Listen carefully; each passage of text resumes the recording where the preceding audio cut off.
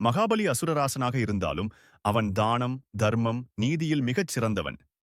அவன் ஆட்சி எல்லா பிரபஞ்சத்திலும் பரவியது. இந்த சக்தி காரணமாக தேவைகள் தங்கள் ஆட்சியை இழந்து கவலையடைந்தனர்.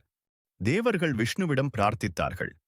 அவர் நல்லவன்தான், ஆனால் அகங்காரம் அதிகரிக்கிறது. எங்களை அதற்கு விஷ்ணு மகரிஷி கஷ்யபரும் அதிதி தேவியிடமும் வாமன வடிவில் பிறந்தார். ஒரு சின்ன அழகான யோக பிரகாசம் மிளிரும் பிராமணச் சிறுவன்.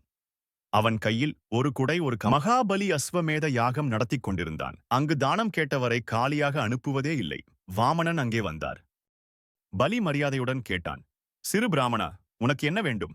வாமனன் சிரித்தபடி சொன்னான், 3 அடிப்பாத அளவு நிலம் மட்டுமே வேண்டும் என்றார். பாலியின் குரு சுக்ராச்சாரியர் சொன்னார், இவன் சாதாரண பையன் அல்ல, இவன் விஷ்ணு, உன் ஆட்சியை முழுவதும் எடுத்துக்கொள்வான். ஆனால் பாலி பதிலளித்தான், அவதாரமோ அல்லது கடவுளோ, நான் கொடுத்த வாக்கை மாற்ற மாட்டேன். தானத்தில் நான் எப்போதும் நிலை நிற்க வேண்டும். பலி அனுமதித்தவுடன் வாமனன் திடீரென திரிவிக்ரம வடிவம் ஒரு அடியில் பூமியை மூடினார். 2வது அடியில் அகில பிரபஞ்சத்தையும் மூடினார். அப்போது விஷ்ணு கேட்டார், பலி, 3வது அடியை எங்கே வைப்பேன்?